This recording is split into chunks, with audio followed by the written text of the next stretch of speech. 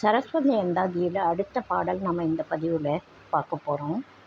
அடையாள நான் மலர் அங்கையில் ஏடும் மணிவடமும் உடையாளை நுண்ணிடை ஒன்றுமிலாளை உபநிடத படையாளை எவ்வுயிரும் படைப்பாளை பதும நறுந்தொடையாளை அல்லது மற்ற இனி யாரை தொழுவதுவே. மிக அவர் சரஸ்வதியை எல்லாவற்றுக்கும் மேலாக வச்சு தான் அவர் தரிசனம் பண்ணார். அதனால் அவர் அப்படியே பாடுறார். அடையாள நான் மலர் அங்கையில் ஏடும் மணிவடமும் உடையாளை நுண்ணிடை ஒன்றுமிலாளை உபநிடத படையாளை எவ்வுயிரும் படைப்பாளை பதுமனரும் தொடையாளை அல்லது மற்ற இனி யாரை தொழுவதுவே.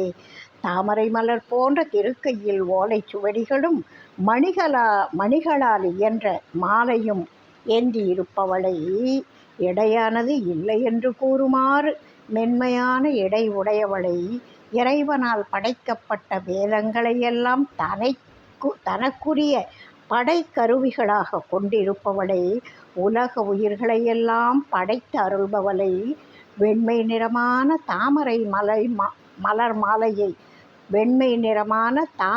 மலர் மாலையை சூடியிருப்பவளை கலைகளின் தலைவியாகிய கலைவாணியை அல்லாமல் நான் யாரை வணங்கி பணிவேன்?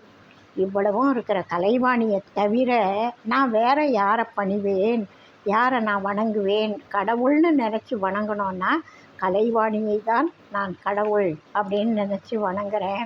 ஏன்னா எல்லாரும் முத்தொழில் பண்ணுற 3 பேரும் அறிவை கொண்டு தான் அவரவர் தொழிலை செய்கிறார்கள். அதனால் அவர்களுக்கெல்லாம் மேலாக நான் சரஸ்வதியை கருதுகிறேன் அப்படின்ற கருத்தை யாரை முழுமுதற் கடவுள் என்று நான் சொல்வது?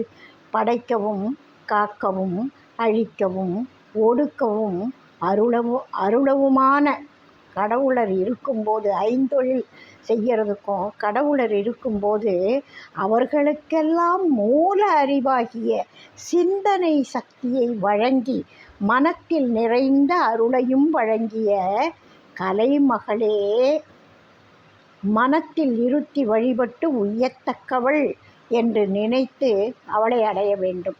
இந்த ஐந்தொழில் நடக்குதே, ஐந்தொழிலும் எதனால் நடக்குது? அதுக்கு தேவையான அறிவாற்றலை கொண்டுதானே தேவர்கள் தங்களோட காரியங்களை செய்கிறாங்க.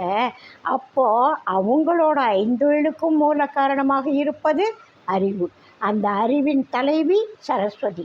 அதனால் இவளே அனைத்துக்கும் மூல காரணி அப்படின்றதுனால நான் அவளை தவிர